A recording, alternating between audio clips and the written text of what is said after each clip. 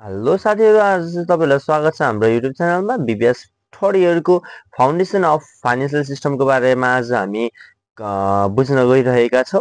यसको question pattern कस्तो हुन्छ र कुन च्याप्टरबाट कति मार्क्सको आउन सक्छ भन्ने कुराहरु हामी यस भिडियोमा बुझ्ने छौं।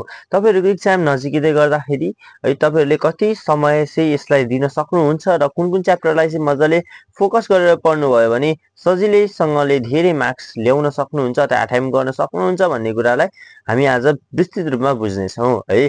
त्यसैले तपाईहरुले सबैभन्दा सुरुमा हेर्न सक्नुहुनेछ युनिट 1 बाट 10 to 15 मार्क्स को थ्योरी आउँछ भने 2 मार्क्स को एउटा थ्योरी आउँछ। त्यसैले नै युनिट 2 चाहिँ हाम्रो न्यूमेरिकल को लागि कन्फर्म हो। कन्फर्म यहाँबाट चाहिँ 15 मार्क्स को न्यूमेरिकल क्वेशन आउँछ। त्यसैले नै युनिट 3 बाट 10 अथवा न्यूमेरिकल 2 मार्क्स 10 र 2 मार्क्स दुईटामा एउटा कन्फर्म हो है। 10 मार्क्स त लगभग कन्फर्मै हो यहाँबाट। त्यसैगरी 15 मार्क्स को थ्योरी पनि यहाँबाट युनिट 3 बाट कन्फर्म आउने गर्छ।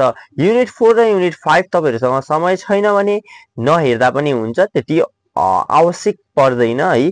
हामीसँग निश्चित समय भएका कारणले गर्दाखेरि हामीले थोरै च्याप्टर पढेर धेरै मार्क्स अटेम्प्ट गर्नुपर्ने हुन्छ। त्यही कारणले गर्दा हामीले एकदम इम्पोर्टेन्ट च्याप्टरहरुलाई मात्रै हेर्ने छौं है यो भिडियोमा। त्यही भएर तपाईहरुलाई यो भिडियो हेर्नुको उद्देश्य नै त्यही हो भन्ने लागेको छ मलाई।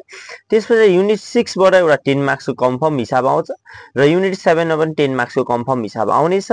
युनिट 8 लाई पनि तपाईहरुले स्किप गर्न सक्नुहुनेछ है।